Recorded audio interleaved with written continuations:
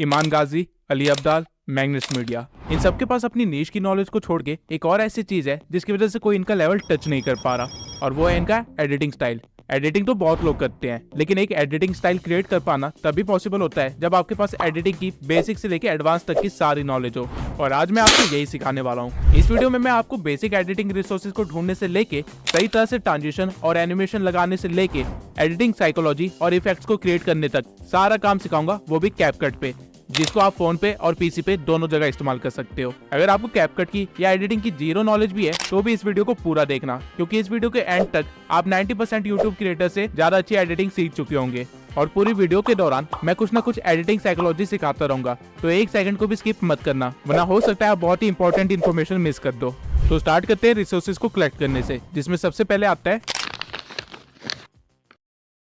जब भी आप किसी एडिट के लिए फुटेजेस कलेक्ट कर रहे होते हो तो उनको हमेशा दो फोल्डर्स में डिवाइड कर दीजिएगा, ए रोल एंड बी रोल। अगर आप फेस कैम वीडियोस बनाते हैं तो आपकी सारी फेस कैम वाली वीडियोस ए रोल में आ जाएगी, और अगर आप बिना फेस शो किए अपनी वीडियोस बनाते हैं तो फिर जो भी आपका डाटा होता है या कटआउट्स होते हैं या फिर न्यूज आउटलेट्स होते हैं जो कि मैक्सिमम टाइम एजुकेशन और फैक्ट चैनल पे शो किए जाते हैं, वो आप ए रोल के अंदर रख सकते हैं, और वहीं पे सारी स्टॉक फुटेजेस आपकी बी रोल में आएगी। अगर कल को आप एक प्रोफेशनल वीडियो एडिटर बनते हैं तो आपके क्लाइंट्स भी आपको इसी तरह फाइल्स भेजेंगे, और इससे आपके काम करने की एफिशिएंसी बढ़ेगी, क्योंकि अब आपको चीजें ढूंढनी नहीं पड़ेगी, वो एक ऑर्गेनाइज्ड वे में रखी होगी। लेकिन ऑर्गेनाइजेशन तो बात की बात है, सबसे बड़ी प्रॉब्लम तो ये आती है कि स्टॉक फुटेजेस कहाँ से ले, वो भी कॉपीराइट फ्री, और प्रीमियम स्टॉक फुटेजेस से वाटरमार्क कैसे रिमूव करे। तो इसका सॉल्यूशन देखते हैं। अब मैं आपको पेक्सल्स या पिक्साबेस से फुटेजेस लेने को नहीं कहूंगा, क्योंकि आपको भी पता है कि इन साइट्स पे ज्यादा अच्छी फुटेजेस नहीं मिलती है। इसकी बजाय आप mixkit.co से वीडियो फुटेजेस ले सकते हैं, वो भी 100% कॉपीराइट फ्री, और यहाँ पे आपको स्टॉक फुटेजेस के साथ साथ बैकग्राउंड म्यूजिक, साउंड इफेक्ट्स और वीडियो टेम्पलेट्स भी मिल जाएंगे।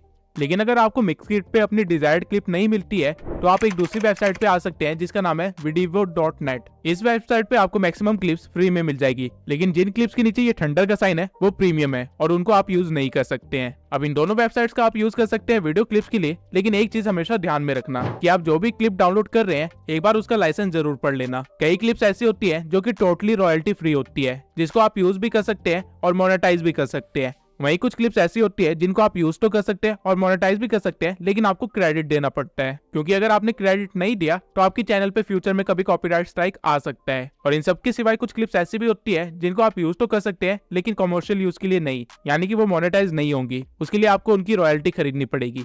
लेकिन अगर आप इन सब झंझट में नहीं फंसना चाहते हैं तो एक वेबसाइट ऐसी भी है जो कि stock videos, background music, sound effects का खजाना है, और इसे काफी सारे बड़े बड़े क्रिएटर्स भी इस्तेमाल करते हैं। इस वेबसाइट का नाम है स्टोरीब्लॉक्स। इस वेबसाइट पे आपको एक से एक अच्छी खासी वीडियो क्लिप्स मिल जाएगी, और साथ में कई सारे साउंड इफेक्ट्स और बैकग्राउंड म्यूजिक मिलेंगे जो कि काफी डिफरेंट और काफी यूनिक भी है। लेकिन ये वेबसाइट फ्री नहीं है, आपको पर मंथ एटलीस्ट 2000 पे करने पड़ेंगे इसकी सर्विस के लिए। अगर आपके पास इतने पैसे हैं तो I will really suggest you to buy a subscription, लेकिन ऑब्वियसली क्योंकि आप लोग मेरे सब्सक्राइबर्स हैं तो मैं आपकी जेब से इतने ज्यादा पैसे तो नहीं जाने दूंगा, इसलिए मैंने काफी जुगाड़ करने के बाद अपने नेटवर्क में से एक ऐसा बंदा ढूंढा है जो कि आपको 1500 रुपए में 3 मंथ के लिए स्टोरी ब्लॉग्स का सब्सक्रिप्शन दिला सकता है। अगर आप अपने बिजनेस के लिए पे कर सकते हैं तो मुझे एक ईमेल करिए विद सब्जेक्ट स्टोरी ब्लॉग्स, और पेमेंट के बाद आपको स्टोरी ब्लॉग्स का सब्सक्रिप्शन मिल जाएगा। And I request you all कि प्लीज मुझे फ्री के लिए कोई भी ईमेल मत करना, क्योंकि ये चीज मेरे हाथ में नहीं है। जिस बंदे ने मुझे ये ऑफर दिया है उसने साफ मेंशन किया था कि वो इससे कम डिस्काउंट नहीं दे सकता है किसी भी हालत में, वरना मैं आप लोगों को डायरेक्टली एक्सेस दे देता स्टोरी ब्लॉग्स का। लेकिन अगर आप पे नहीं कर सकते तो निराश होने वाली कोई भी बात नहीं है, क्योंकि इससे भी बेहतर गिफ्ट है मेरे पास आपके लिए,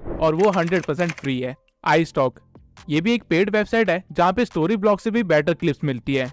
फॉर एग्जाम्पल अगर मैं यहाँ पे सर्च करूँ सोशल मीडिया तो आप देख सकते हैं यहाँ पे स्टॉक फुटेजेस की क्वालिटी कितनी अच्छी है। अब इनमें से आपको जो भी स्टॉक फुटेज चाहिए आपको उसका बस हेडिंग को कॉपी कर लेना है और फिर आ जाना है कैनवा प्रो पे। यहाँ आने के बाद आपको 16:9 की कैनवस को सिलेक्ट करना है और एलिमेंट्स में जाके आपने जो कॉपी किया था उसे पेस्ट कर देना है, और फिर यहाँ से वीडियोस को सिलेक्ट करके थोड़ा सा स्क्रॉल करने के बाद आपको एग्जैक्टली सेम क्लिप मिल जाएगी, जिसको आप कैनवस के साइज पे फिक्स कर सकते हैं और डाउनलोड कर सकते हैं। और अगर आपको एग्जैक्टली सेम क्लिप ना भी मिले तो भी आपको उससे मिलती जुलती काफी सारी अच्छी क्लिप्स मिल जाएगी, जिसको आप टोटली इस्तेमाल कर सकते हैं। लेकिन अगेन आप लोग सोचे होंगे कि आपके पास तो कैनवा प्रो भी नहीं है, तो let me tell you Canva pro का एक्सेस आपको कहीं से भी मिल जाएगा। इवन यूट्यूब पे सर्च करने पे आपको हजारों ऐसी वीडियोस मिल जाएगी जहाँ से आप कैनवा प्रो को ले सकते हैं। और अगर आप इतनी मेहनत नहीं करना चाहते हैं तो मैं आपको एक वेबसाइट बता देता हूँ जहाँ पे आपको कैनवा प्रो का एक्सेस फ्री में मिल जाएगा, बिंगो टिंगो। इस वेबसाइट पे आने के बाद आपको हल्का सा स्क्रॉल करना है और यहाँ पे आपको एक टेम्पलेट मिलेगा गेट कैनवा। आपको इस पे क्लिक करना है, जहाँ पे आपको 1 मिनट वेट करना पड़ेगा और फिर आपको कैनवा प्रो मिल जाएगा। अब ये चीज मैं आपको डिटेल में करके नहीं दिखा रहा हूँ क्योंकि यूट्यूब पे इसके लाखों ट्यूटोरियल ऑलरेडी पड़े हुए हैं, तो आपको कैनवा प्रो कहीं से भी मिल जाएगा। बस आपको एक चीज का ध्यान रखना है कि जो भी क्लिप आपने कैनवा से डाउनलोड की होगी उसको 10 सेकंड से ज्यादा इस्तेमाल मत करना, और क्लिप के साथ कोई वॉइस ओवर या हल्की सी एडिटिंग होना बहुत जरूरी है। आप ऐसा नहीं कर सकते कि कैनवा से सारे क्लिप्स को डाउनलोड कर ले और एक चैनल बना दे जहाँ पे आप स्टॉक फुटेजेस डालते हो और उसे मोनेटाइज करवा ले। वो चैनल कभी ना कभी स्ट्राइक की वजह से टेक डाउन हो जाएगा। कैनवा आपको क्लिप्स तो देता है, लेकिन यूज करने के लिए उस पर आपको हल्की सी एडिटिंग तो करनी पड़ेगी। अब चाहे वो वॉइस ओवर के थ्रू या फिर उसके ऊपर कोई ओवरले या टेक्स्ट या कुछ भी हो सकता है, लेकिन प्लेन क्लिप बिल्कुल भी मत डालना। अब बी रोल्स के लिए आपको वीडियो क्लिप्स तो मिल जाएगी, लेकिन हमारा काम सिर्फ वीडियो क्लिप से नहीं होने वाला है। हमें चाहिए, तो इसके लिए आपको आ जाना है एक वेबसाइट पे जिसका नाम है freepik.com। यहाँ पे आपको आइकन्स को सिलेक्ट कर लेना है और लाइसेंस में आप देख सकते हैं कि यहाँ सारे आइकन्स फ्री है और PNG फॉर्मेट में है। यहाँ पे आपको लोगोस के साथ साथ काफी यूजफुल आइकन्स मिल जाएंगे जो कि आप अपनी वीडियो में इस्तेमाल कर सकते हैं। और अगर आप एसेट्स में सिर्फ आइकन को सर्च करें और लाइसेंस में आके फ्री पे क्लिक कर दे तो यहाँ पे आपको कई सारे आइकन पैक्स भी मिल जाएंगे, वो भी टोटली फ्री, जिनको लेटर ऑन आप ग्लोइंग इफेक्ट भी दे सकते हैं और कुछ ऐसा बना सकते हैं। इसके सिवाय अगर आप इमोजीज का यूज करते हो अपनी वीडियोस में तो वो बोरिंग से येलो इमोजीज इस्तेमाल करने की बजाय आप गूगल पे सर्च कर सकते हैं एनिमेटेड इमोजीज, और गिटहब की वेबसाइट पे आने के बाद आपको यहाँ पे मनपसंद इमोजी मिल जाएंगी, वो भी एनिमेटेड फॉर्म में, जो कि एज अ GIF डाउनलोड होगी, वो भी टोटली फ्री। और ये सारी आपकी वीडियो को बोरिंग से काफी ज्यादा एक्साइटिंग बना देगी। अब स्टॉक फुटेजेस भी है आपके पास और इमोजीज और आइकन्स भी है आपके पास, लेकिन इस तरह के मोशन बैकग्राउंड्स नहीं है। तो ये आपको मिलेंगे मेरे टेलीग्राम चैनल पे, जहाँ मैंने 120 से भी ज्यादा मोशन ग्राफिक डाल रखे हैं और साथ में काफी सारे साउंड इफेक्ट्स भी दे रखे हैं। और इसी के साथ साथ मैंने अभी अपने टेलीग्राम चैनल पे ये hand PNGs, character body PNGs, overlays, graph backgrounds और काफी सारे रिसोर्सेज ऐड किए हैं। तो जल्दी से जाके चैनल को ज्वाइन कर लीजिए ताकि आप भी मेरी तरह इस तरह प्रोफेशनल वीडियो बना सके। टेलीग्राम चैनल का लिंक मैंने डिस्क्रिप्शन में दे रखा है, और चैनल को ज्वाइन करने के बाद उसे लीव करने की गलती मत करना, क्योंकि मैं टाइम टू टाइम उसमें रिसोर्सेज ऐड करता रहता हूँ और हर बार मैं पिछले रिसोर्सेज के अपग्रेडेड वर्जन भी अपलोड करता हूँ जो कि मार्केट में बिल्कुल नए आए होते हैं। तो ये टेलीग्राम चैनल आपकी काफी मदद करेगा। अब यहाँ तक रिसोर्सेज कलेक्ट करने के सारे काम हो गए हैं और हमें स्टार्ट करनी है अब एडिटिंग। एडिटिंग हर सॉफ्टवेयर और ऐप में की जा सकती है, लेकिन कुछ ऐप्स बहुत सारे फीचर्स प्रोवाइड करते हैं, इसलिए हम कैपकट का इस्तेमाल करेंगे, जो कि लगभग आपको आफ्टर इफेक्ट जैसे एडिटिंग क्रिएट करने में मदद कर देगा। अब मैं अपनी सारी वीडियोस कैपकट PC में एडिट करता हूँ, लेकिन सेम एडिटिंग फोन में भी पॉसिबल है। और ऐसा मैं इसलिए कह रहा हूँ क्योंकि स्टार्टिंग की कुछ वीडियोस मैंने एक्चुअली में फोन में ही एडिट की थी, और इस ट्यूटोरियल में मैं आपको फोन से ही एडिट करके दिखाऊंगा। एंड इससे पहले कि मैं आपको मेरे जैसे इफेक्ट्स क्रिएट करना सिखाऊं, मैं आपको वो सारे फीचर्स बता दूंगा कैपकट के जो कि एक्चुअली में हम वीडियोस में इस्तेमाल करते हैं, जिसकी वजह से हम एक्चुअली में इफेक्ट क्रिएट कर पाते हैं। और वीडियो के एंड में मैं एक्चुअली में आपको 30 सेकंड की एक क्लिप एडिट करके दिखाऊंगा जो कि एक इंट्रो टाइप होगी, जिससे आपको एक अच्छा सा आइडिया मिल जाएगा कि मैं किस तरह एडिटिंग करता हूँ। और उस 30 सेकंड की क्लिप में मैं जितने हो सकता है उतने सारे फीचर्स को इस्तेमाल करके दिखाऊंगा, ताकि आप कैपकट को भी अच्छे से सीख पाए और साथ में इफेक्ट्स को क्रिएट करना भी अच्छे से सीख पाए। तो शुरू करते हैं। जब भी आप कैपकट ओपन करेंगे आपको एक मेन वीडियो इंपोर्ट करनी पड़ेगी, जो कि आएगी आपकी मेन लेयर पे, जिसको आप यहाँ से प्ले कर सकते हैं। याद रखना आपको हमेशा कैपकट का आउटरो डिलीट करना है। उसके बाद अगर आप इस प्लस पे क्लिक करेंगे और किसी और वीडियो या इमेज को इंपोर्ट करेंगे तो वो इसके बिल्कुल बगल में आ जाएगी, जो कि एक सीक्वल टाइप बना देगी।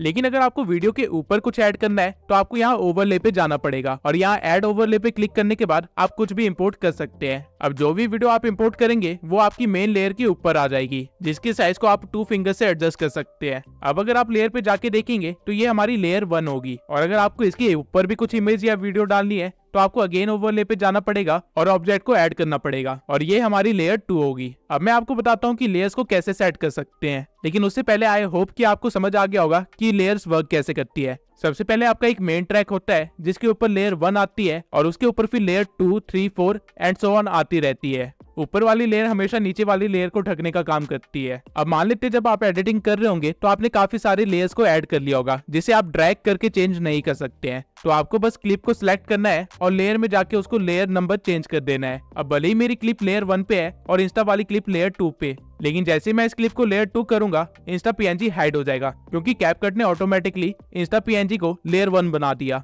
अब अगर मुझे इंस्टा PNG वापस लाना है तो बस मैं उसको सिलेक्ट करूंगा और वापस से लेयर 2 बना दूंगा, और अब मुझे दोनों चीजें विजिबल होगी। तो इससे आप ये तो समझ ही गए होंगे कि डजंट मैटर आपकी क्लिप टाइमलाइन में कहाँ पे है, आपको बस उसकी लेयर नंबर सही रखने हैं। अब चलते हैं ब्लेंडिंग मोड में। अगर मैं अपने पीएनजी को सिलेक्ट करके उसका ब्लेंड मोड ओवरले करूं तो उस पीएनजी की ओपेसिटी कम हो जाएगी, लेकिन वो जहाँ पे भी होगा उसके नीचे वाली क्लिप की सैचुरेशन बढ़ जाएगी। काइंड ऑफ आप कह सकते हैं कि वो पीएनजी अपनी लाइट पीछे की तरफ डालने लग जाएगी बजाय आगे शो करने के।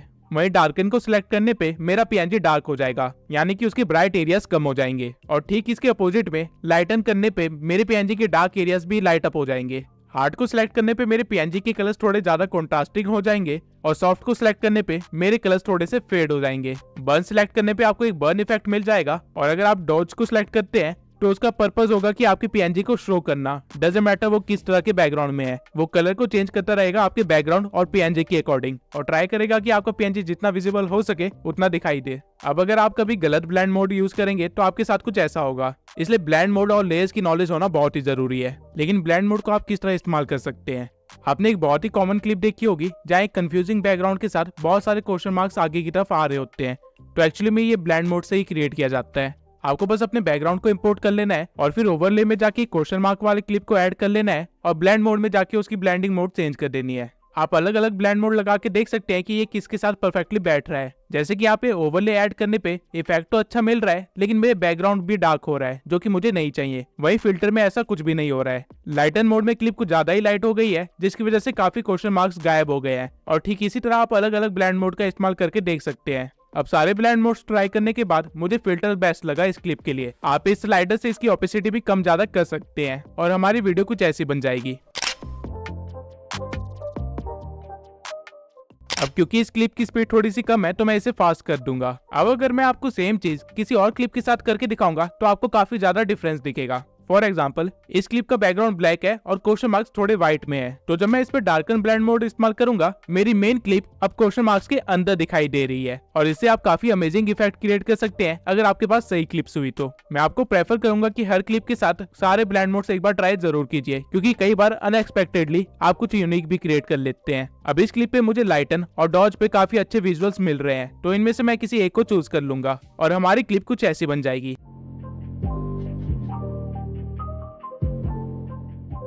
वहीं मेरे पास एक और क्लिप है जिसमें एलिमेंट सिर्फ एक आउटलाइन की तरह है, तो अगर मैं इसके ब्लेंड मोड में जाके अगर बर्न रखता हूं तो आप देख सकते हैं कि कितना यूनिक इफेक्ट क्रिएट हो रहा है। वहीं डॉज में ये काफी सही लुक दे रहा है, तो मैं इसे अप्लाई कर दूंगा और हमारी क्लिप कुछ इस तरह की बन जाएगी।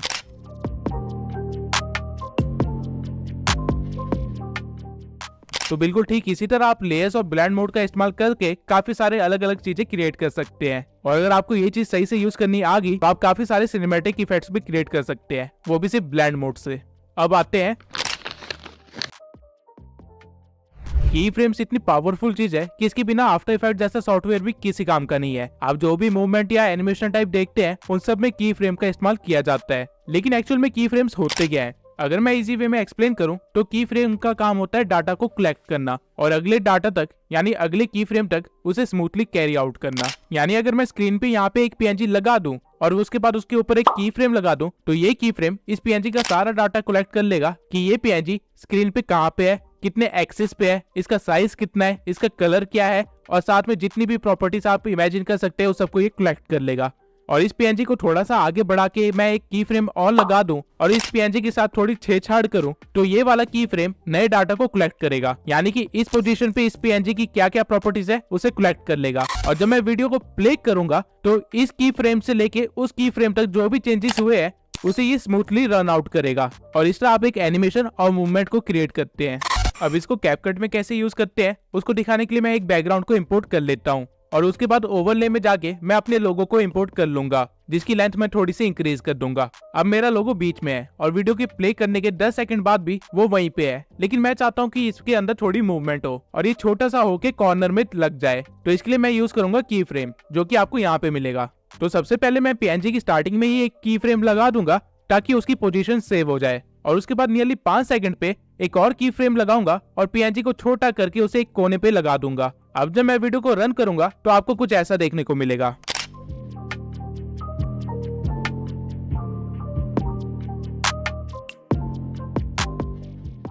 अब आपने नोटिस किया कि 5 सेकंड के बाद मेरा पीएनजी वहीं पे रुका रह गया, क्योंकि उसके लिए अब वो की फ्रेम ही ओरिजिनल वैल्यू थी। अब आई होप कि आपको की फ्रेम के बेसिक कॉन्सेप्ट तो समझ आ गए होंगे और इससे आप हजारों और लाखों इफेक्ट्स क्रिएट कर सकते हैं। लेकिन जब आप की फ्रेम को यूज करेंगे तो हो सकता है आप कुछ गलतियां करें और आपका टाइम वेस्ट ना हो, इसलिए मैं कुछ और चीजों को एक्सप्लेन कर देता हूँ। अब इस क्लिप में मान लेते हैं आप चाहते हैं कि पहले आपका लोगो साइड में जाए और फिर एंड में ओरिजिनल पोजीशन पे वापस आ जाए। तो इसके लिए आप क्या करेंगे, आप अपने लोगो को सिलेक्ट करेंगे और उसके एंड में आके एक और की फ्रेम लगा देंगे और फिर अपनी पोजीशन को चेंज करके उसे बीच में रख देंगे जहाँ पे वो स्टार्टिंग में था। और प्ले करने पे आपको कुछ ऐसा दिखेगा। स्टार्टिंग में ये कॉर्नर में जाना स्टार्ट करेगा और 5 सेकंड के बाद वो डायरेक्टली बीच में आना स्टार्ट कर देगा बिना रुके। लेकिन अगर आप चाहते हैं कि ये कोने में जाके कुछ सेकंड के लिए रुके और फिर वापस आ जाए, तो आपको कोने वाले की फ्रेम के पास आना है और उसके कुछ सेकंड की दूरी पे ही एक और की फ्रेम दे देना है और पोजीशन में फर्क ना आए इसलिए लास्ट वाले की फ्रेम को डिलीट कर देना है। अब मैं चाहता हूं कि 5 से लेकर 7 सेकंड तक ये लोगो यहीं पे कोने में बना रहे, तो मैं यहाँ पे एक की फ्रेम डाल दूंगा और उसके बाद लास्ट में आके एक फाइनल की फ्रेम लगा दूंगा और लोगो को दोबारा बीच में ले आऊंगा। अब वीडियो प्ले करने पे हमें कुछ ऐसा इफेक्ट मिलेगा। पहले ये कोने पे जाएगा, फिर वहीं पे रुकेगा और फिर वापस अपनी लोकेशन पे आ जाएगा। अब मैं बताता हूँ कि हमने कितने की फ्रेम्स लगाए। सबसे पहला की फ्रेम हमने अपनी ओरिजिनल लोकेशन को सेव करने के लिए लगाया था। उसके बाद यहाँ पे हमने दूसरा की फ्रेम लगाया जिससे हमारा लोगो कोने में पहुंच गया। तीसरा की फ्रेम हमने कुछ सेकंड्स के बाद लगाया, लेकिन हमने लोगो की प्रॉपर्टीज को चेंज नहीं किया, तो अगर बैक एंड में कोई ट्रांजिशन हुई भी है तो वो विजुअली हमें नहीं दिखाई देगी। लेकिन की फ्रेम लगाने पे उसने डाटा कलेक्ट जरूर किया। और फिर लास्ट में आके मैंने एक और की फ्रेम दिया जहाँ पे मैंने लोगों को उसको ओरिजिनल पोजीशन पे ले आया। अब आई होप आपकी की फ्रेम के सारे बेसिक्स क्लियर हो गए होंगे। अब की फ्रेम से एक छोटा सा एनिमेशन मैं आपको अभी के अभी बना के दिखाता हूँ। तो स्टार्टिंग में मैं अपने लोगो को ऊपर भेज दूंगा और एक की फ्रेम लगा दूंगा। उसके बाद 2 सेकंड की करीब मैं एक दूसरा की फ्रेम लगाऊंगा और अपने लोगो को बीच में ले आऊंगा। अगर आपने किसी पीएनजी या क्लिप पे एक बार की फ्रेम लगा दिया है तो दूसरी बार आपको की फ्रेम लगाने की जरूरत नहीं है। जब भी आप उसकी पोजीशन या प्रॉपर्टीज को चेंज करेंगे तो की फ्रेम अपने आप ही लग जाएगा। अब इस वीडियो में थोड़ा सा और आगे बढ़ने के बाद मैं एक और ओवरले को ऐड करूंगा और उसे भी ऊपर भेज दूंगा और थोड़ा सा आगे बढ़ने के बाद उसे भी बीच में ले आऊंगा। अब जब स्टेप ग्रो का लोगो बीच में आया तो मैं चाहता हूँ कि मेरा लोगो साइड में चला जाए। तो जैसे स्टेप ग्रो का लोगो बीच में आया है, मैं अपने लोगो को सिलेक्ट करूंगा और की फ्रेम लगा के अपने लोगो को एक साइड में रख दूंगा। अब इसे क्या एनिमेशन बनेगी ये देख लेते हैं।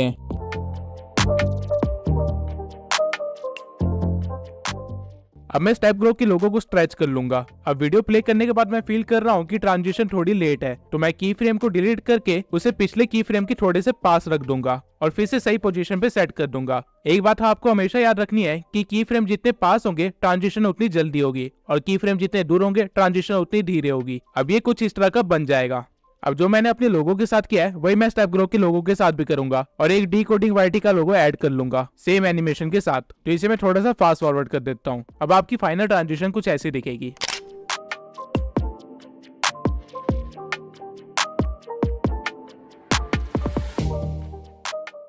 अब अगर मैं चाहता हूं कि कुछ सेकंड्स के बाद हम तीनों का लोगो एक साइड में आके लग जाए, तो मैं पहले अपने लोगो को सिलेक्ट कर लूंगा और फिर जहाँ पे ये खत्म हुआ है वहां पे जाके एक की फ्रेम लगा के अपने लोगो की टाइमिंग थोड़ी सी बढ़ा दूंगा। अब मुझे फास्ट ट्रांजिशन करनी है तो दूसरा की फ्रेम में थोड़ा सा पास ही लगाऊंगा और पोजीशन चेंज कर दूंगा। बिल्कुल सेम वे में ही मैं स्टेप ग्रो और डिकोडिंग वाईटी के लोगो को भी स्ट्रेच कर दूंगा और चेक करूंगा कि मैंने अपने लोगो में की फ्रेम कहाँ लगाया है और वहीं पे उन दोनों के लोगो में भी की फ्रेम लगा दूंगा और उनको सही सही जगह पे रख दूंगा। इसके बाद जब मैं वीडियो रन करूंगा तो कुछ ऐसी ट्रांजिशन बन जाएगी जहाँ पहले मेरा लोगो आता है, फिर स्टेप ग्रो का लोगो आता है, फिर डिकोडिंग वाईटी का लोगो आता है और फिर हम तीनों का लोगो एक लाइन में लग जाता है। अब ठीक इसी तरह आप की फ्रेम का सही तरीके से इस्तेमाल करके इवन 3D इफेक्ट्स भी बना सकते हैं, जैसा कि आपने मेरी वीडियोस में देखा होगा। और ये एग्जैक्टली करते कैसे हैं ये वीडियो के लास्ट में मैं आपको करके दिखाने वाला हूँ। लेकिन उससे पहले अगर आपको अपनी की फ्रेम्स के बीच की ट्रांजिशन को थोड़ा और स्मूथ करना है तो आपको अपनी की फ्रेम को सिलेक्ट करना है और यहाँ पे ग्राफ वाले ऑप्शन पे आ जाना है और यहाँ पे आपको काफी सारे ग्राफ्स मिल जाएंगे जो कि एक्चुअल में मूवमेंट्स की स्पीड को शो कर रहे हैं। तो आपको इन एनिमेशन के लिए इजी इन 3 को चूज कर लेना है और आउट एनिमेशन के लिए इजी आउट 3 को, और फाइनल एनिमेशन कुछ ऐसा हो जाएगा।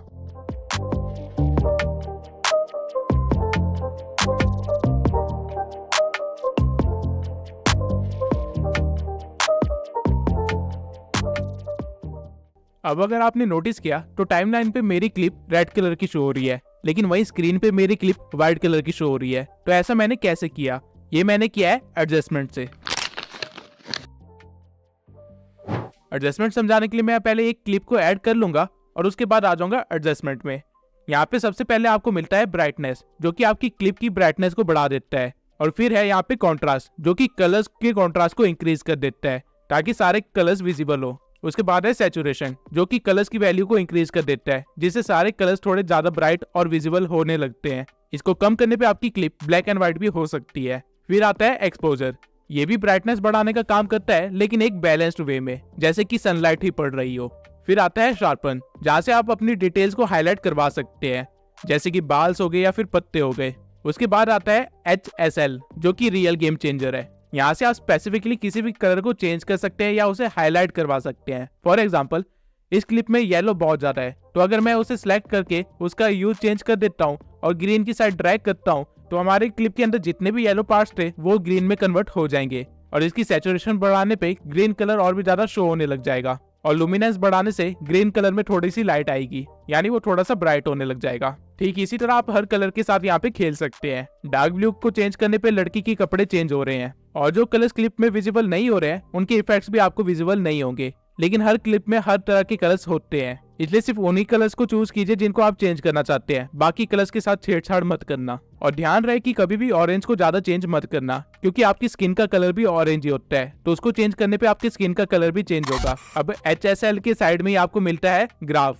जहां आप RGB कलर्स की क्वालिटी के साथ कुछ ज्यादा ही कस्टमाइज वे में छेड़छाड़ कर सकते हैं। और अगर आप व्हाइट ग्राफ को छेड़ेंगे तो आपकी क्लिप की लाइट्स पे फर्क पड़ेगा। अब RGB हमारे प्राइमरी कलर्स होते हैं, जो कि हर क्लिप में अवेलेबल होते हैं, इसलिए यहाँ पे उनके ग्राफ दिए गए हैं। उसके बाद है हमारे पास यहाँ पे हाईलाइट्स, जो कि क्लिप्स के अंदर लाइट वाले एरियाज को अफेक्ट करता है। इसको आप बढ़ा भी सकते हैं और कम भी कर सकते हैं। वही साइड में आपको मिलेंगे शेडोज, जो कि डार्क एरियाज को अफेक्ट करता है। और टेम्परेचर से आप विंटर या समर्स वाला इफेक्ट दे सकते हैं। यू अगेन आपकी कलर्स को चेंज करने का काम करता है, लेकिन एक बैलेंस्ड वे में। और फेड आपकी वीडियो को थोड़ा सा कम कॉन्ट्रास्टिंग कर देता है। उसके बाद आपके पास आती है वैग्निटी, जिसे आप अपने क्लिप के कॉर्नर्स को या तो लाइट कर सकते हैं या फिर डार्क डाउन कर सकते हैं। और ग्रेन से आप अपनी क्लिप को थोड़ा सा क्रिस्पी बना सकते हैं। अब अगर आप ओरिजिनल वीडियो और फाइनल वीडियो को देखेंगे तो इसमें आपको काफी ज्यादा फर्क फील होगा। और इसी के साथ मैं आपको एक और छोटा सा फीचर दिखाना चाहता हूँ, जो कि है फ्रीज। फ्रीज करता क्या है कि आप अपनी क्लिप में जहाँ पे भी रुके हुए हैं वो वहाँ की एक इमेज ले लेता है, काइंड ऑफ आप स्क्रीनशॉट भी कह सकते हैं, और उसे क्लिप्स के बीच में ऑटोमेटिकली कट लगा के एडजस्ट कर देता है, जैसा कि आप देख सकते हैं। ये फीचर आपके बहुत काम आएगा अगर आप गेम एडिट्स या फिर मूवी एक्सप्लेनेशन वीडियो बनाते हैं तो।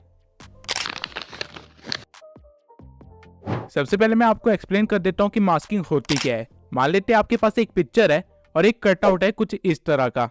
अब अगर आप इस कटआउट को इस पिक्चर पे रखेंगे तो आपको क्या दिखाएगा? सिर्फ उतना ही पार्ट जितना कटा हुआ है। अब जो ये हमारा कटआउट था इसे मास्क बोलते हैं, और जो हमने अभी किया उसे मास्किंग कहते हैं। अब इसको कैपकट में कैसे करते हैं वो देख लेते हैं। सबसे पहले हम एक बैकग्राउंड ले लेंगे और फिर जाएंगे मास्क में। यहाँ आपको तरह तरह के मास्क मिल जाएंगे, और जिस भी मास्क को आप चूज करेंगे उसका कटआउट आपके पास आ जाएगा। अब मैं स्टार को जहां मर्जी घुमाऊं, स्टार के नीचे का एरिया यानी कि हमारा बैकग्राउंड हमें विजिबल होगा। और अगर आप नीचे इस एरो को हल्का सा खींचेंगे तो इसका फेदर इंक्रीज हो जाएगा, यानी आपके स्टार्स के कॉर्नर्स थोड़े फेड होने लग जाएंगे और थोड़े से एक्सपेंड होंगे, जिससे आपको कुछ ऐसा मिलेगा। सेम वे में आप अलग अलग मास्क को यूज कर सकते हैं, और आप अपने मास्क के साइज को भी चेंज कर सकते हैं। और यही अगर आप मिरर या सर्कल के मास्क के फेदर्स को हल्का सा इंक्रीज करेंगे तो आपको काफी सारे अच्छे इफेक्ट्स मिल जाएंगे। और इन सारे मास्क में हॉरिजॉन्टल मास्क सबसे ज्यादा यूज किया जाता है। अब मैं मास्क का इस्तेमाल करके आपको एक एनिमेशन बना के दिखाता हूँ। तो सबसे पहले मैं अपने बैकग्राउंड को इंपोर्ट कर लूंगा और फिर अपने लोगो को इंपोर्ट करूंगा। अब मैं चाहता हूँ कि मेरा PNG कुछ सेकंड्स के बाद स्क्रीन पे आए, तो मैं स्टार्टिंग के कुछ सेकंड्स के बाद अपने PNG को लगा दूंगा जहां वो एकदम से शो होगा। लेकिन अगर मैं इसे रन करूं तो आप देख सकते हैं ये कितने प्लेन वे में शो हो रहा है, जो कि बहुत ही बेकार एनिमेशन बनेगी। तो मैं अपने बैकग्राउंड को चूज करूंगा और यहाँ मास्क में आ जाऊंगा और रेक्टेंगल मास्क को चूज कर लूंगा और इसे पूरा स्केल कर दूंगा ताकि स्टार्टिंग में मेरा कोई भी सीन कटआउट ना हो। और फिर लगा दूंगा एक की फ्रेम। उसके बाद हम थोड़ा सा आगे बढ़ेंगे जहां मेरा लोगो अपीयर होगा, और उससे पहले भी एक की फ्रेम लगा देंगे क्योंकि मुझे एक फास्ट इफेक्ट चाहिए। और फिर थोड़ा सा आगे बढ़ के जैसे ही मेरा लोगो अपीयर होता है वहां मैं एक और की फ्रेम लगा दूंगा और फिर एडजस्टमेंट में जाके एक्स एक्सिस और वाई एक्सिस को कम कर दूंगा। अगेन एक रेक्टेंगल बना लूंगा जिसको मैं 2 फिंगर से हल्का सा टिल्ट करके डायगोनली रख दूंगा और फेदर को इंक्रीज कर दूंगा कुछ इस तरह, जिसके बाद हमारी एनिमेशन कुछ इस तरह की बन जाएगी। पहले नॉर्मली एक बैकग्राउंड चलता है, फिर एक फास्ट इफेक्ट के साथ मेरा लोगो अपीयर होगा। इसी तरह आप मास्किंग से काफी सारे यूनिक चीजें क्रिएट कर सकते हैं। फॉर एग्जांपल ये सारे इफेक्ट्स मास्किंग से बने हैं, और वीडियो के एंड में मैं आपको मास्किंग से एक बहुत ही प्रोफेशनल इफेक्ट क्रिएट करके दिखाऊंगा। अब मास्किंग के बाद जो एलिमेंट आप सबसे ज्यादा अपनी वीडियोस में यूज करेंगे और जिसके बिना वीडियोस भी अधूरी होती है वो है कैपकट में आपको टेक्स्ट का बॉक्स यहाँ पे मिलेगा। यहाँ पे आप क्लिक करने के बाद कुछ भी लिख सकते हैं। फॉर एग्जांपल मैं यहाँ पे अपने चैनल का नाम लिख देता हूँ। जिसके बाद आपको यहाँ पे काफी सारे स्टाइल्स दिख जाएंगे जो कि आप अपने टेक्स्ट को दे सकते हैं। अब एक स्टाइल जो आपने सबसे ज्यादा रील्स में देखा होगा वो है ये, लेकिन इसको अच्छा दिखाने के लिए हमें चाहिए होगा एक बोल्ड फॉन्ट जो कि हम यहाँ से चूज कर सकते हैं और फिर अपने अकॉर्डिंग टेक्स्ट के साइज वगैरह को एडजस्ट कर सकते हैं। अगर आप टेक्स्ट के इफेक्ट्स पे आएंगे तो आपको यहाँ पे और भी कई सारे इफेक्ट्स दिख जाएंगे जो कि आप अपने टेक्स्ट पे अप्लाई कर सकते हैं। और वही स्टाइल सेक्शन में आपको ग्लो का एक सेक्शन मिलेगा जिसको अप्लाई करके आप अपने टेक्स्ट को थोड़ा सा ग्लो करवा सकते हैं। इवन आप ग्लो का कलर भी चूज कर सकते हैं और उसकी इंटेंसिटी को भी एडजस्ट कर सकते हैं। अब कुछ और इफेक्ट्स दिखाने के लिए मैं एक और टेक्स्ट को ऐड कर लेता हूँ। अब अगर मैं इसका ग्लो हटा के स्ट्रोक लगा दूं तो ये कुछ ऐसा दिखेगा। स्ट्रोक बेसिकली आउटलाइनिंग होती है जिसको आप यहाँ से मोटा पतला भी कर सकते हैं। और वहीं कैनवस में आप टेक्स्ट को बैकग्राउंड भी दे सकते हैं। शैडो में आपके टेक्स्ट को आपके मन चाहे कलर का एक शैडो मिल जाएगा जिसकी आप ओपेसिटी, ब्लर, डिस्टेंस और एंगल को भी छेड़छाड़ कर सकते हैं। और उसी के साइड में आपको मिलेंगी स्पेसिंग जिसमें आप अपने टेक्स्ट की अलाइनमेंट को, टेक्स्ट के बीच की स्पेस को और लाइंस के बीच की स्पेस को एडजस्ट कर सकते हैं। और स्पेसिंग के साइड में आपको मिलेगा बोल्ड, इटैलिक और अंडरलाइन का फीचर। अब मैं एक बार इफेक्ट्स में जाके इस टेक्स्ट को एक इफेक्ट दे दूंगा और फिर जाऊंगा एनिमेशन में। यहाँ पे आपको अपने टेक्स्ट के लिए काफी सारी एनिमेशन मिल जाएगी। इन एनिमेशन को बेसिकली 3 कैटेगरी में डिवाइड किया गया है, इन, आउट और लूप। इन एनिमेशन से आप अपने टेक्स्ट को किस तरह लाना चाहते हैं उसको कंट्रोल कर सकते हैं। आउट एनिमेशन से आप अपने टेक्स्ट को किस तरह वापस भेजना चाहते हैं उस चीज को डिसाइड कर सकते हैं। और लूप एनिमेशन में आपको काफी सारे इफेक्ट्स वगैरह मिलते हैं। और इवन इस स्लाइडर से आप एनिमेशन के ड्यूरेशन को भी डिसाइड कर सकते हैं। वहीं अगर एनिमेशन के साइड में मैं यहाँ बबल पे चला जाऊं तो आपका टेक्स्ट एक बबल में आ जाएगा। ये रोस्टिंग चैनल्स और एनिमे चैनल्स के लिए काफी यूजफुल होगा। अब कौन सा टेक्स्ट कहाँ पे यूज करना है, कैसे यूज करना है, किस एनिमेशन के साथ यूज करना है, ये टोटली आपके ऊपर है। कैपकट आपको काफी सारे प्रीसेट ऑलरेडी बना के दे रहा है इस चीज के लिए। अब मैं कैपकट का एक ऐसा फीचर बताने वाला हूँ जो कि अगर ना होता तो उस चीज को करने में आपको घंटों लग जाते और तब भी आप उसे परफेक्टली नहीं कर पाते। अब ये इफेक्ट शो करने के लिए मैं पहले एक प्लेन बैकग्राउंड को इंपोर्ट कर लूंगा और उसके बाद साइज इंक्रीज कर दूंगा। इसके बाद ओवरले से मैं अपनी क्लिप को ऐड करूंगा और इसे प्ले करके दिखाऊंगा। आप इस वीडियो में देख सकते हैं कि बच्चों की मूवमेंट है, तो मैं जाऊंगा कटआउट के ऑप्शन पे और रिमूव बैकग्राउंड पे क्लिक कर दूंगा, जिसके बाद ये वीडियो के बैकग्राउंड को रिमूव करना स्टार्ट कर देगा। और ये सिर्फ कुछ सेकंड्स ही लेगा इस काम को करने के लिए, जिसके बाद आपके पास कुछ ऐसा बचेगा। लेकिन आप नोटिस कर सकते हैं कि कैपकट ने इस बच्चे की कैप को अच्छे से कवर नहीं किया है। तो आप क्या कर सकते हैं कि आप कस्टमाइज कटआउट पे आ सकते हैं और यहाँ से अपने ब्रश को चूज करने के बाद उसके साइज को हल्का सा छोटा करके उस कैप एरिया को कवर कर सकते हैं। जितना भी एरिया रेड में है वो सारा एरिया कवर्ड है। अब अगर आप एक डिटेल वर्कर हैं तो ये चीज थोड़ी बारीकी से करना। जब आपके ब्रश का काम हो जाएगा तो इसके बाद वो अगेन कुछ सेकंड्स लेगा और एकदम मस्त आउटकम आपको देगा। और प्ले करने के बाद आपको कुछ ऐसा दिखेगा। इस बार आप देख सकते हैं कि बच्चे की कैप काफी अच्छे से कवर की गई है। अब इस इफेक्ट को तो आप बी रोल की क्लिप्स के साथ इस्तेमाल कर सकते हैं, लेकिन अगर आपके पास खुद की कोई रिकॉर्डिंग है जो कि आपने ग्रीन स्क्रीन या ब्लू स्क्रीन के सामने की है तो उसको कैसे रिमूव करें, उसके लिए हम जाएंगे क्रोमा की पे। और इवन क्रोमा की से आप एक ट्रांजिशन भी बना सकते हैं। कैसे, आइए देखते हैं। सबसे पहले आपको एक क्लिप को लेयर 1 पे रख देना है और उसके बाद अपनी ग्रीन स्क्रीन वाली क्लिप को लेयर 2 पे रखना है और उसको स्क्रीन के साइज के अकॉर्डिंग फिट कर देना है। फिर आपको आना है कटआउट पे और यहाँ से क्रोमा की को चूज करना है और फिर ग्रीन कलर को पिकअप करके आपको इंटेंसिटी को इंक्रीज करना है, जिससे ग्रीन कलर रिमूव होना स्टार्ट हो जाएगा। और शेडो से आप अपने ग्रीन स्क्रीन के पास वाले एलिमेंट्स को बचा सकते हैं। अब आप देख सकते हैं कि जो क्लिप हमने लेयर 1 पे रखी थी वो हमें शो हो रही है टीवी के पीछे। अब आप चाहें तो लेयर 1 की क्लिप की साइज के साथ खेल सकते हैं और उसे परफेक्टली फिट बैठवा सकते हैं और रन करने पे ये काफी अच्छा इफेक्ट बन गया है। अब इससे आप ट्रांजिशन कैसे बना सकते हैं वो देखते हैं। पहले आपको अपनी ग्रीन स्क्रीन को चूज कर लेना है और फिर की फ्रेम देना है। उसके बाद थोड़ा सा आगे बढ़ के आपको एक और की फ्रेम देना है और ग्रीन स्क्रीन के साइज को इतना बड़ा कर लेना है कि वो आपके पूरे कैनवस को कवर कर ले। और फिर आपको सेम काम लेयर 1 वाली क्लिप के साथ करना है। सही सही जगह पे की फ्रेम देके आपको इसके साइज को भी बढ़ा देना है, जिसके बाद अगर आप वीडियो को प्ले करेंगे तो आपको कुछ ऐसा जूम इन वाला ट्रांजिशन मिलेगा।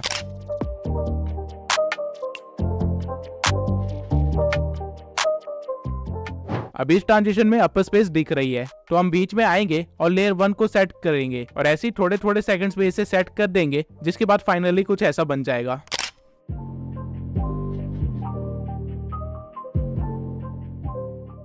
अब कैपकट की जितने भी बेसिक फीचर्स थे जो कि इफेक्ट्स क्रिएट करने में काम आते हैं, उनके बेसिक्स और इन्फॉर्मेशन मैंने आपको दे दी है। अब हम कुछ ऐसे इफेक्ट्स क्रिएट करेंगे जो कि आपने मेरी वीडियोस में बहुत ज्यादा देखा होगा, और साथ ही में मैं आपको अपनी वीडियो का कुछ हिस्सा बना के दिखाऊंगा एज अ सैंपल। आपने इस तरह की काफी रील्स देखी होंगी जहाँ डांस स्टेप्स या म्यूजिक बीट के साथ कैमरा भी हिलता है, लेकिन ये क्रिएट कैसे करते हैं आइए देखते हैं। सबसे पहले मैं एक बैकग्राउंड क्लिप को ऐड कर लूंगा जहाँ पे एक बंदा ब्रेक डांस कर रहा है। अब आप देख सकते हैं कि कैमरा की मूवमेंट बहुत ही कम है और हमारे डांसर की मूवमेंट काफी ज्यादा। तो इसे रील जैसे बनाने के लिए हम जाएंगे कैमरा ट्रैकिंग पे और यहाँ पे फेस को चूज करके हम स्टार्ट ट्रैकिंग पे क्लिक कर देंगे। जिसके बाद कैपकट ये ट्राई करेगा कि हर टाइम वो बंदे के फेस को स्क्रीन के बीच में रखे और इस चीज के लिए वो हमारे कैमरा को बार बार शिफ्ट करेगा और स्केलिंग वगैरह के साथ भी थोड़ा छेड़छाड़ करेगा। आप बैकग्राउंड में देख सकते हैं कि आपकी क्लिप के साथ क्या हो रहा है। ये कुछ सेकंड्स का टाइम लेगा और आपको एंड में रिजल्ट कुछ ऐसा देगा। अब आप देख सकते हैं कि उसने बैकग्राउंड को कितना ज्यादा हिलाया है और क्योंकि मेरा ब्लर कैनवस ऑन है इसलिए बैकग्राउंड ब्लैक नहीं दिख रहा है, लेकिन ऐसे तो हमारी वीडियो खराब हो जाएगी। तो इसे बचाने के लिए आप क्या कर सकते हैं कि आप फिट कैनवस को ऑन कर सकते हैं, जिससे आपकी क्लिप थोड़ी सी क्रॉप तो हो जाएगी लेकिन काम हो जाएगा। अब एक चीज आपको हमेशा ध्यान में रखना है, अगर आप ऐसी कोई वीडियो शूट कर रहे हैं तो आपको हमेशा उसे वाइड एंगल में शूट करना है, ताकि अगर वीडियो को बाद में क्रॉप करना भी पड़े तो भी आपकी मूवमेंट छुपे ना। अब आप देख सकते हैं कि हमारी कैमरा की मूवमेंट कितनी ज्यादा हो गई है और वो हमारे कैरेक्टर की मूवमेंट से भी मैच हो रही है। अब इसे थोड़ा सा और प्रोफेशनल बनाने के लिए हम जाएंगे इफेक्ट्स में और वीडियो इफेक्ट्स में जाके वाइब्रेशन फ्लैश को चूज कर लेंगे और इसकी स्पीड और ग्लो को थोड़ा सा बढ़ा देंगे, रेंज को थोड़ा सा कम कर देंगे और इसी वीडियो की स्टार्टिंग में लाके पूरी वीडियो पे स्ट्रेच कर देंगे और हमारे पास कुछ ऐसा क्रिएट हो जाएगा।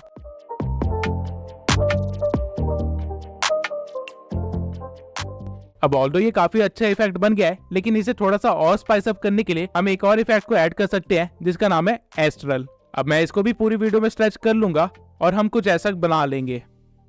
अब हर मूवमेंट पे एस्ट्रल इफेक्ट अच्छा नहीं लग रहा है तो मैं इसे स्टार्टिंग में रखूंगा और थोड़ा सा आगे बढ़ने के बाद अगेन इसे लगा दूंगा, जिसे हम एक बहुत ही सिनेमैटिक इफेक्ट क्रिएट कर लेंगे। और ठीक इसी तरह आप अपनी रील्स बना सकते हैं।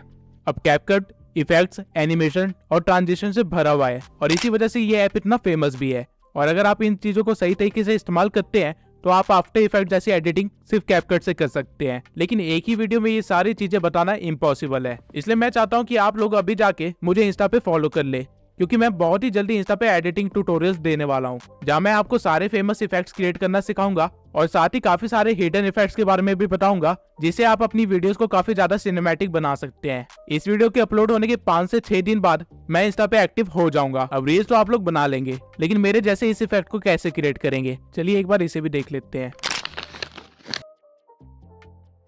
इसके लिए सबसे पहले आपको एक क्लिप को अपनी मेन लेयर पे लाना होगा और फिर ऐड ओवरले से उसी क्लिप को इंपोर्ट करना होगा और उसका साइज फिक्स कर लेना होगा और चेक कर लेना कि कहीं पे कोई गलती ना हो। इसके बाद आपको अपने लेयर 1 को चूज करना है और कटआउट में जाके रिमूव बैकग्राउंड कर देना है। कैपकट अपना टाइम लेगा और आपके बैकग्राउंड को रिमूव करके दे देगा, जिसके बाद आपको अगेन ओवरले पे जाना है और अपने पीएनजी या क्लिप को ऐड कर लेना है और उसे सही जगह पे प्लेस करके एनिमेशन दे देना है। फॉर एग्जाम्पल मैं यहाँ पे एक लूप एनिमेशन दूंगा, राइट जूम, और इसे स्ट्रेच कर लूंगा। इसके बाद अगेन एनिमेशन में जाके एनिमेशन की टाइमिंग इंक्रीज कर दूंगा, जिससे कुछ ऐसा एनिमेशन बनेगा। अब इसको अपने कैरेक्टर के पीछे लगाने के लिए इस पीएनजी को सिलेक्ट करना है और लेयर पे आके आपको लेयर 1 को चूज करना है, जिससे ये आपका पीएनजी आपके कटआउट वाले लेयर के पीछे चला जाएगा और आपका इफेक्ट कुछ ऐसा बन जाएगा।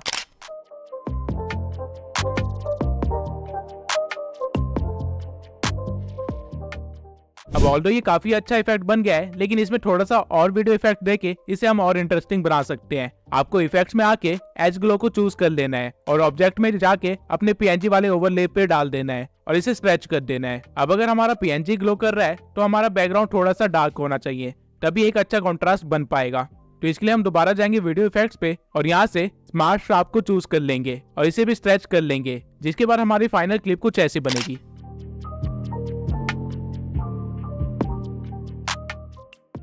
अब ये इफेक्ट तो आप लोग सीख गए और इसे आप अपनी वीडियो में कई बार यूज भी करेंगे, लेकिन ये वाला इफेक्ट मैंने कैसे बनाया इसके बारे में आप अभी भी डाउट में होंगे, तो आइए इसे भी डिकोड कर लेते हैं। सबसे पहले आपको एक बैकग्राउंड को ऐड कर लेना है, जो कि एक मोशन बैकग्राउंड भी हो सकता है।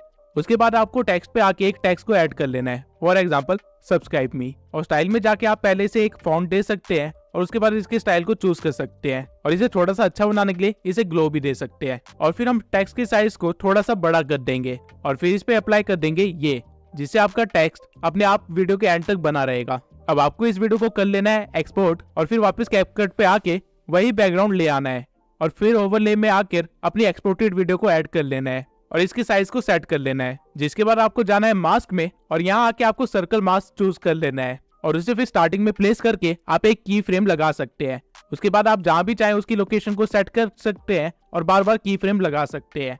फॉर एग्जाम्पल यहाँ पे मैं एक सीधी लाइन में बार बार इसे रोकूंगा और की फ्रेम लगा दूंगा, और लास्ट की फ्रेम में मैं इसका साइज पूरा बढ़ा दूंगा ताकि हमारा टेक्स्ट पूरा विजिबल हो जाए। अब आप देख सकते हैं कि आपने कुछ ऐसा क्रिएट कर लिया है, लेकिन यहाँ पे एक चीज की कमी है और वो है एक PNG। तो हम दोबारा ओवरले में जाएंगे और एक मैग्नीफाइंग ग्लास का PNG डाउनलोड कर लेंगे। अब लेयर 1 में जहाँ जहाँ मैंने मास्क के की फ्रेम्स लगाए थे, एग्जैक्टली सेम जगह पे मैं अपने PNG पे भी की फ्रेम्स लगा दूंगा ताकि हमारा मास्क और हमारा PNG एक साथ मूव करे। और लास्ट की फ्रेम में मैं अपने PNG को नीचे गायब कर दूंगा, जिससे हमारी वीडियो कुछ ऐसी बन जाएगी।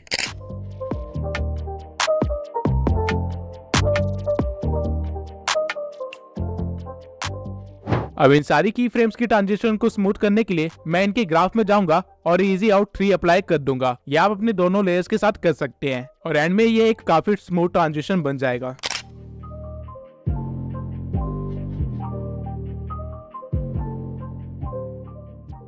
अब मैं एक बार आपको सारे इफेक्ट्स वगैरह यूज करके एक छोटा सा इंट्रो टाइप बना के दिखाता हूँ, जिससे आपको अच्छा सा आइडिया हो जाएगा कि किस तरह एडिटिंग की जाती है। तो सबसे पहले आपको एक बैकग्राउंड को ऐड कर लेना है और उसके रेशियो को 16:9 कर देना है ताकि YouTube पे सही फॉर्मेट में अपलोड कर सके। उसके बाद आपको बैकग्राउंड को थोड़ा सा स्ट्रेच करना है और उसको स्क्रीन पे सही जगह सेट कर देना है। इसके बाद में एडजस्ट में जाके हल्का सा कॉन्ट्रास्ट इंक्रीज कर देना है, ब्राइटनेस कम कर देनी है और एक्सपोजर को पूरा कम कर देना है, और शार्पनेस को थोड़ा सा बढ़ा सकते हैं और ग्राफ में हल्की सी डार्कनेस को बढ़ा सकते हैं। इसके बाद हम ऐड करेंगे ओवरले ईमान गाजी का, और इस ओवरले की ड्यूरेशन को थोड़ा सा बढ़ा देंगे। फिर करेंगे हम इसकी एनिमेशन की फ्रेम से। सबसे पहले स्टार्टिंग में मैं एक की फ्रेम लगाऊंगा और इसे हाइड कर दूंगा। फिर थोड़ा सा आगे बढ़ के इस ओवरले को नीचे लाएंगे और की फ्रेम लगा देंगे। उसके बाद थोड़ी देर इसे बीच में ही रहने देंगे और फिर आगे बढ़ के दोबारा से एक की फ्रेम लगाएंगे और फिर आगे बढ़ के इसे साइड में कर देंगे। अब ओवरले की जरूरत मुझे पूरे 30 सेकंड पड़ेगी, तो मैं इसे स्ट्रेच करके बढ़ा दूंगा। अब जहां हमने पिछले की फ्रेम दिए थे वहीं से हमें ग्राफ में जाना है और इजी आउट 3 को चूज कर लेना है, तो आपकी एनिमेशन कुछ इस तरह की बन जाएगी। अब इसको साइड में मैंने क्यों भेजा वो अभी देखते हैं। जिस की फ्रेम पे ये साइड में जाना स्टार्ट करता है वहां मैं एक और ओवरले ऐड कर लूंगा अली अब्दाल का। इसे भी थोड़ा सा स्ट्रेच कर लेंगे और बिल्कुल सेम एनिमेशन देंगे ईमान गाजी वाला, और फिर हमारी एनिमेशन कुछ इस तरह की बन जाएगी।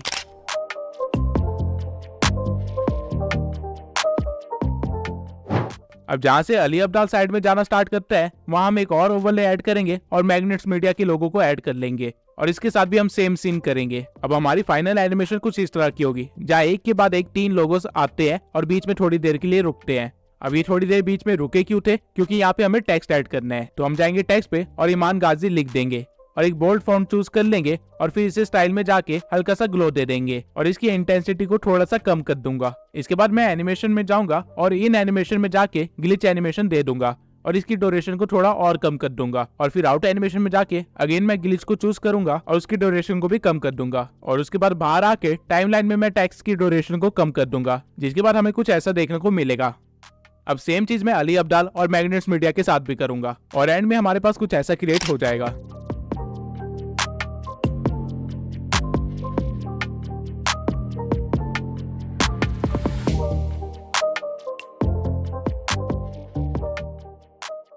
अब टेक्स्ट के बाद जब हमारा लोगो पीछे को जा रहा है, यहाँ पे मैं एक इफेक्ट दूंगा ब्लर का, और एडजस्टमेंट से ब्लर को थोड़ा इंक्रीज कर दूंगा। फिर इफेक्ट को सिलेक्ट करके जाऊंगा ऑब्जेक्ट में और यहाँ ओवरले पे अप्लाई कर दूंगा, जिससे ऐसा लगेगा कि हमारा ओवरले पीछे जा रहा है। सेम काम मैं अली अब्दाल के ओवरले के साथ भी करूंगा और इन इफेक्ट्स को अलग अलग ट्रैक पे रख के पूरा स्ट्रेच कर दूंगा ताकि ये वीडियो के एंड तक ऐसे ब्लर ही रहे, जिसके बाद ट्रांजिशन कुछ ऐसी बनेगी।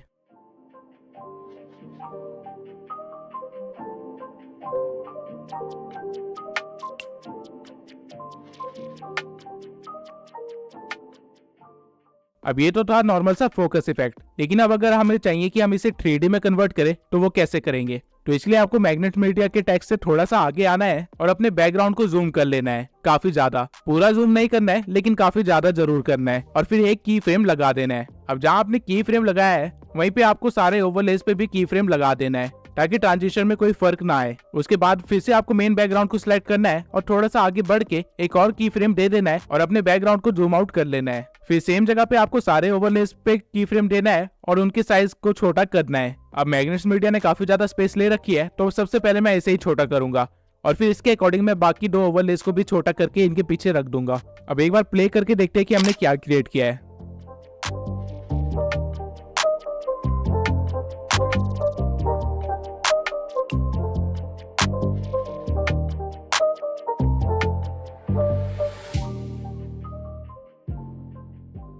अब जहाँ से आपका जूम आउट स्टार्ट होता है वहाँ पे आपको एक और ओवरले को ऐड करना है और उसे इस तरह प्लेस कर देना है, जिसके बाद आपको इस पे की फ्रेम लगाना है और इसे जितना हो सके उतना जूम कर लेना है। फिर थोड़ा सा आगे बढ़ के इससे पहले कि हमारा 3D इफेक्ट रुके हमें एक और की फ्रेम लगाना है और अपने PNG को नॉर्मल साइज में ले आना है, जिससे आपका कुछ ऐसा बन जाएगा। अब इस क्राउड PNG को भी मैं एंड तक स्ट्रेच कर लूंगा। अब ये बन तो काफी सही गया है, लेकिन क्राउड की PNG ने मेरे लोगोस को हाइड कर लिया है, तो मैं वापस जाऊंगा अपने ओवरलेस में और लोगों की साइज को और छोटा करके उनको थोड़ा सा ऊपर कर दूंगा, जिससे वो अच्छे से शो हो। अब एक बार दोबारा से प्ले करके देखते हैं।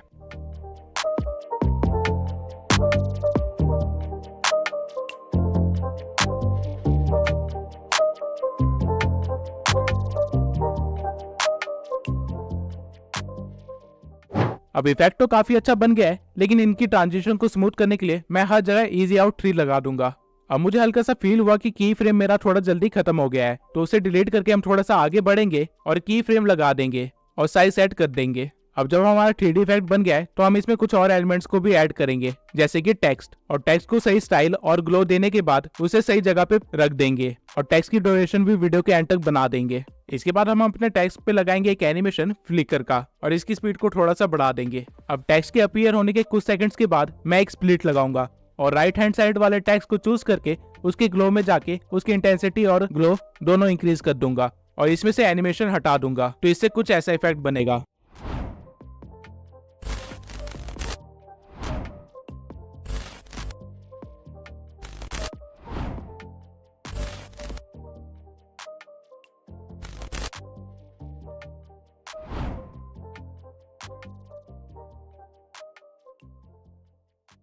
अब इसको थोड़ा और अच्छा करने के लिए आप अपने क्राउड वाले PNG को चूज कर सकते हैं और एडजस्ट में जाके उसकी सैचुरेशन -50 कर सकते हैं, और फिर जब टेक्स्ट का फ्लिकर बंद हो तो वहां पे एक स्प्लिट लगा सकते हैं और सैचुरेशन को दोबारा से बढ़ा सकते हैं, जिससे कुछ ऐसा बन जाएगा।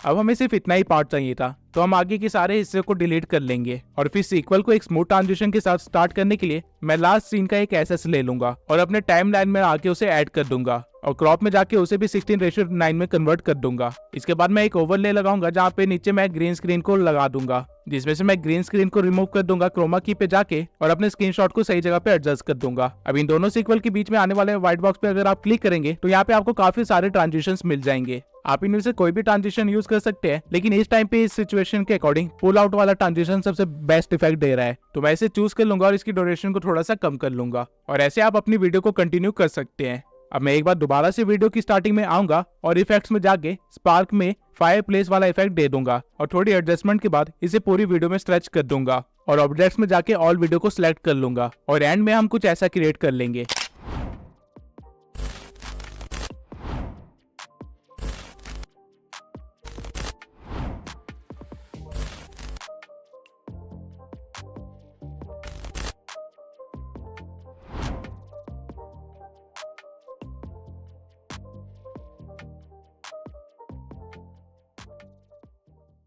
अब आपने एडिटिंग के बेसिक से लेके काफी अमेजिंग इफेक्ट्स बनाने तक का काफी कुछ सीख लिया है, लेकिन ये कैसे पता चलेगा कि कहाँ पे क्या सीन क्रिएट करना है, या फिर कुछ नया और अनोखा कैसे क्रिएट करे, या फिर खुद का एडिटिंग स्टाइल कैसे क्रिएट करे जैसे कि बड़े क्रिएटर्स ने किया है। तो मैं आपको बताता हूँ कि एक एडिटर की साइकोलॉजी क्या होती है। अगर आप एक न्यू एडिटर है जिससे ज्यादा कुछ एडिटिंग का नहीं आता है, तो बजाय इसके कि आप टाइम पे एडिट कंप्लीट करें, आपको ये देखना चाहिए कि आप क्या क्या नए इफेक्ट्स क्रिएट कर सकते हैं और किस तरह उन इफेक्ट्स को अपनी वीडियो में इस्तेमाल कर सकते हैं। मैंने जिस एडिटिंग के साथ ये चैनल स्टार्ट किया था वो मैंने सिर्फ 7 दिन में ही सीखा था, और ये इसलिए पॉसिबल हो पाया था क्योंकि जब मैं अपनी वॉइस ओवर को सुन रहा था तो मैं दिमाग में एक वीडियो क्रिएट कर रहा था जहाँ मैं इमेजिन कर रहा था कि वॉइस ओवर के इस पार्ट पे कुछ इस तरह के सीन आएंगे। अब ऑल्दो मुझे नहीं पता था कि वो सीन्स कैसे क्रिएट करते हैं और ना ही मेरे अंदर एडिटिंग स्किल्स थी, लेकिन स्टिल मैं अपनी इमेजिनेशन पे लिमिटेशन नहीं लगाता था। और होता ये था कि जब मैं एडिटिंग करने बैठता था तो मुझे वो सीन क्रिएट करने ही होते थे, डजंट मैटर मुझे कितना टाइम लगे।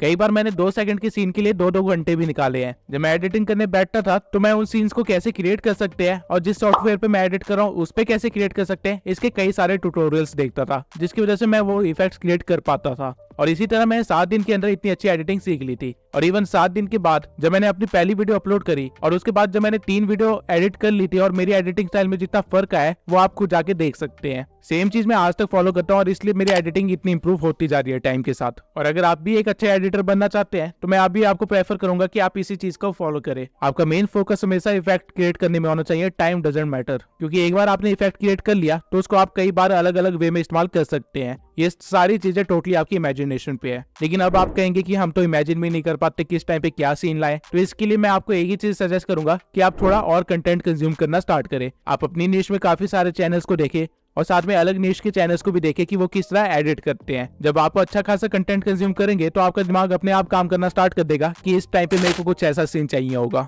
और फिर आपको बस उसको क्रिएट करना होगा। और अगर आप कोई चीज इमेजिन कर सकते हैं तो उसे क्रिएट भी कर सकते हैं। अपनी इमेजिनेशन पे गलती से भी लिमिटेशन मत लगाना ये सोच के कि मुझे नहीं आता क्रिएट करना या फिर मेरे पास तो ये सॉफ्टवेयर ही नहीं है। आपको बस इतना देखना है कि आप वो चीज सोच सकते हैं या नहीं, क्रिएशन हो जाएगी। अब खुद का एडिटिंग स्टाइल कैसे क्रिएट करें, तो सबसे पहले तो ये पता होना चाहिए कि एक एडिटिंग स्टाइल होता क्या है। एडिटिंग स्टाइल बेसिकली इफेक्ट्स के एक थीम को फॉलो करना होता है। फॉर एग्जांपल अली अब्दाल अपने एडिटिंग स्टाइल में पेपर फोल्ड का इस्तेमाल करता है। उसके सारे टेक्स्ट या पीएनजी पेपर फोल्डिंग या अनफोल्डिंग इफेक्ट के साथ आते हैं। वहीं ईमान गाजी ने रिसेंटली अपना एडिटिंग स्टाइल चेंज किया है और उसने 2D मोशन ग्राफिक्स का इस्तेमाल करना स्टार्ट कर दिया है, जहां वो ए रोल एंड बी रोल का इस्तेमाल करता है और बी रोल में वो 2D मोशन ग्राफिक्स दिखाता है। और वहीं मैग्नस मीडिया का एडिटिंग स्टाइल है 3D कैमरा ट्रैकिंग, जहां वो स्मूथ ट्रांजिशन करता है अपने कैमरा ट्रैकिंग से और उसकी पूरी वीडियो इसी तरह चलती रहती है। सेम वे में आप भी अपना एक एडिटिंग स्टाइल क्रिएट कर सकते हैं। अपना खुद का एडिटिंग स्टाइल क्रिएट करने के लिए आपको बस ये देखना है कि आप किन चीजों का सबसे ज्यादा इस्तेमाल करते हैं अपनी वीडियोस में। हर वीडियो में एटलीस्ट ये चीजें तो इस्तेमाल होती है,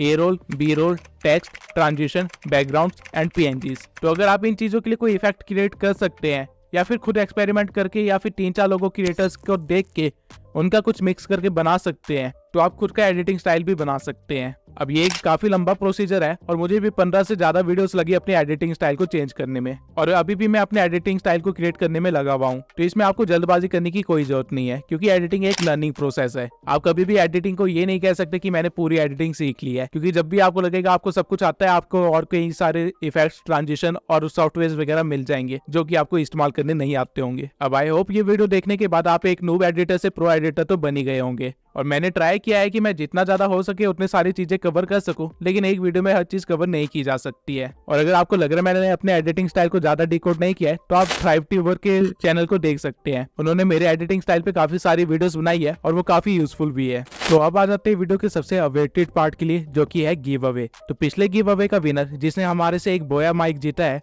वो है सिंपल ग्रो 1। तो मैं सिंपल ग्रो 1 से रिक्वेस्ट करूंगा कि वो मुझे इंस्टा पे अपना एड्रेस भेज दे ताकि मैं उनको माइक डिलीवर कर सकूं। और इस वीडियो के गिव अवे में मैं आपको देने वाला हूं ब्लूटूथ ईयरबड्स। गिव अवे में पार्टिसिपेट करने के लिए आपको बस चैनल को सब्सक्राइब करना है और एक अच्छा सा कमेंट लिख के छोड़ देना है। विनर अगली वीडियो में अनाउंस होगा। आई होप ये वीडियो आपके लिए काफी यूजफुल रही होगी, और अगर एक्चुअल में ये आपके लिए यूजफुल थी तो मैं आपके रिव्यूज जरूर जानना चाहूंगा। मिलते हैं अगली वीडियो में।